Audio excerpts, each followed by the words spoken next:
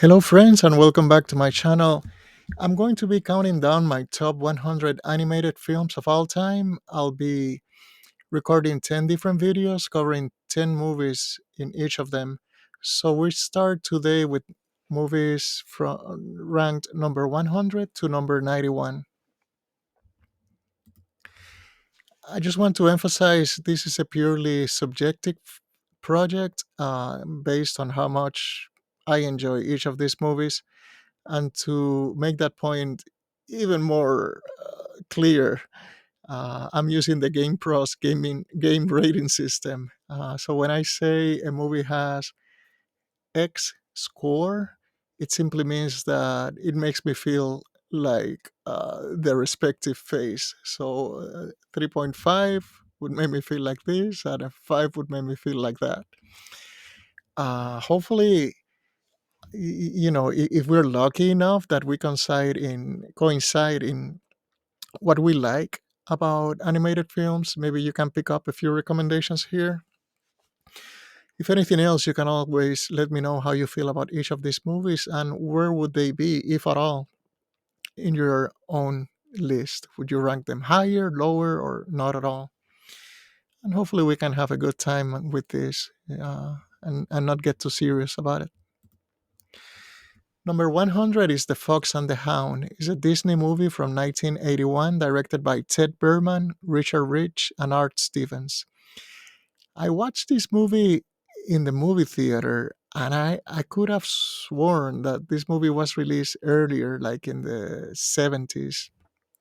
I thought I was 7 or 8 when I watched this movie because I remember crying like a baby when I when I was watching this movie.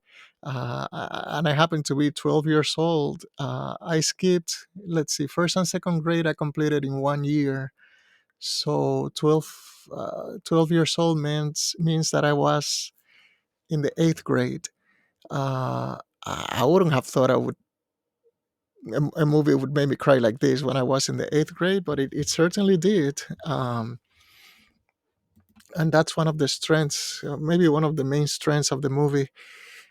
For each movie, I will be discussing what I consider to be the great, the good, the bad, and the ugly, just to put in perspective, its strengths and weaknesses. So the great about this movie is it's a deeply emotional movie, like I mentioned, and it has a substantial core. It talks about prejudice, about how society sometimes makes us betray our own nature and act against our own principles. If we're not careful, we we can succumb to that pressure. The good is the animation. This movie was released at a very important period in the history of Disney. It marked the transition between the old animators and that were involved in all the classics like Snow White and Pinocchio, and the new generation of animators that were taking over. And it seems like they really wanted to make a statement that they were up to the challenge. And some of the animation in this movie is absolutely phenomenal. Especially when the fox and the hound team up to fight against a bear. The action is so vibrant, so real, um, that you feel like it's really happening, like you're there. The bad, the movie refuses to go to truly dark places in terms of. I think it holds back when it comes to exploring all the implications of its premise, and also it holds back when it comes to dealing with loss. But again, it's a Disney movie. It's aimed at a younger audience, so it is what it is. Personally, I like my animated movies not to hold back like that. So for me, it works against it.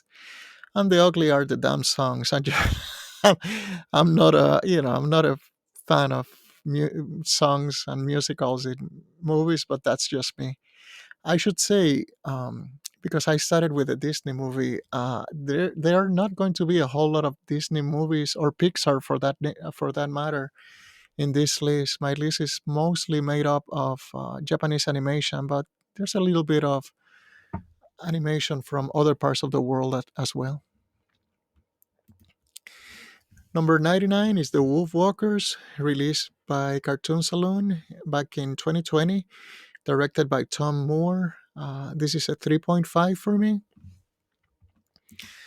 The Great is that beautiful Cartoon Saloon art style. If you know, you know. It's round and vibrant and eccentric and playful. Really a sight to behold. The good are the sound and the music. The bad, maybe it doesn't really match the peak of the studios past releases, prior releases, but it's still very, very good, and nothing really ugly about it that I could think of. Number 98 is an anthology film, short piece, released in 2013. There's is composed of four short movies, uh, each one directed by a different person. The main name attached to it is Katsuhiro Otomo of Akira fame, and this was released by Sunrise Studios. The Great is I think this is the second movie. Combustible is the one directed by Katsuhiro Otomo, and the artwork in that movie is incredible. I mean, it's vibrant and different and fresh. Really needs to be seen to be believed. The good are the Farewell to Weapons and the Gambo entries. They're both really, really good short movies. The bad is what we see with these anthology films is a radical change in style and tone that can be pretty jarring. It may or may not bother you. You have to decide by yourself. And the ugly is that I find it to be too short. I wanted more of this, maybe more short films in the anthology, or maybe for the films that are there to be a little longer. Number 97 is Messenger Z Infinity, directed by Junji Shimizu, released by Toei back in 2017. Another 3.5 out of 5 for me. The Great, hey, it's Messenger, and it's really hard to go wrong with Messenger, at least for me. Messenger has a very special place in my heart. This was the first anime I ever experienced. It was broadcasted in Puerto Rico in regular TV back in 78, 77, 78. So I must have been 8, 9 years old. We got the complete series and we got it uncut and uncensored in all its glory. And glorious it was. I mean, it really changed my life and the life of a lot of young children in my generation. The good, we have Ichiro Mizuki singing the Messenger songs one last time. The bad, the CGI in this movie, it can be pretty disruptive, I think. And the ugly is the convoluted plot. I mean, we don't watch Messenger for the quantum science. We watch Messenger for the battles and the characters and the action. So, still, very good movie, highly enjoyable. Number 96, Human Lost, directed by Fuminori Kizaki and Hiroshi Ootake, released in 2019 by Polygon Studios. I really like what Polygon Studios does with CGI, and this project is no exception. This is a 3.5 out of 5 for me.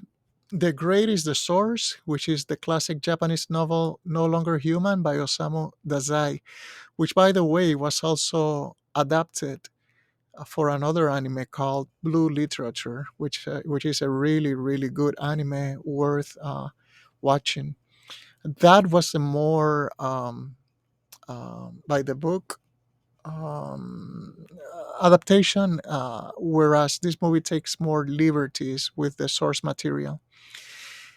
The good is the screenplay by To Ubukata. I like him. I like his style. Some people don't.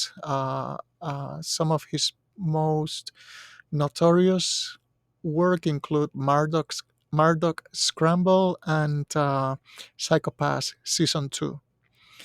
The bad, some people will find the art style polarizing. The ugly is that it may be too slow for some people at times. You have to decide that for yourself. Number 95 is Blame, another Polygon Studio release directed by Hiroyuki Seshita, released in 2017, another 3.5 out of 5 movie for me.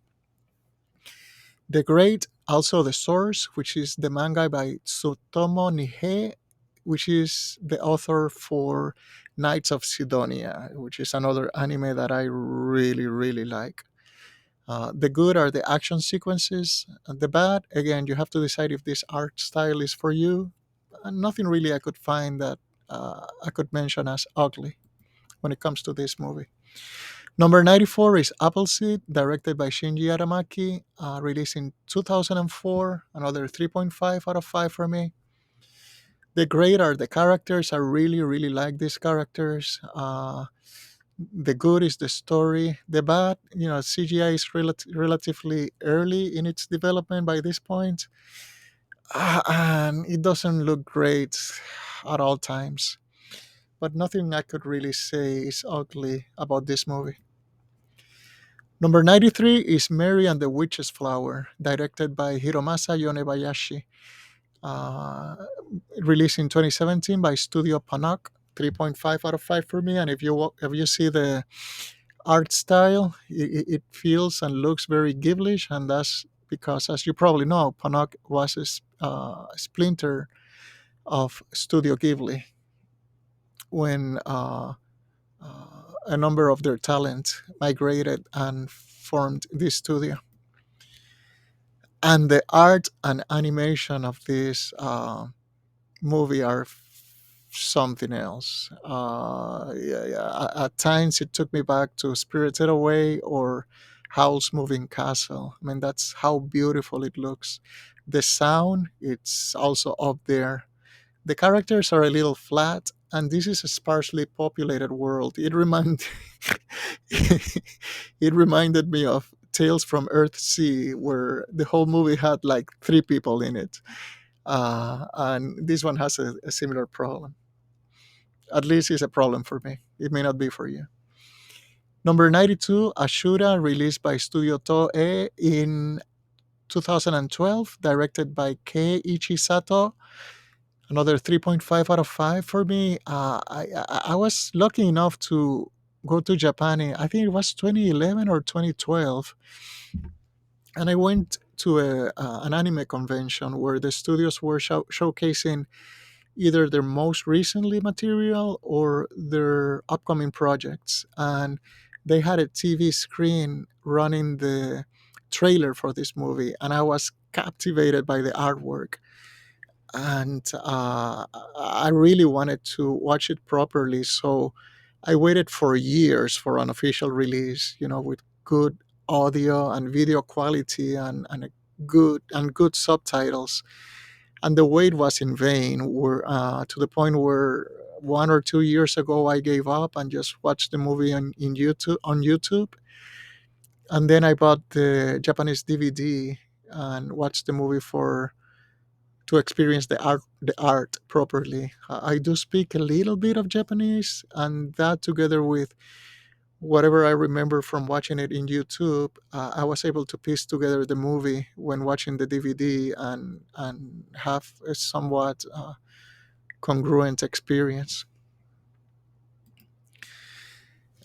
So the great about this movie, as I mentioned, the art style, the good, the main character, and the life affirming message. I mean, this is a character that went through a whole lot of bad things, and in the end found redemption and a way of living peacefully with love and forgiveness for himself and for the world at large.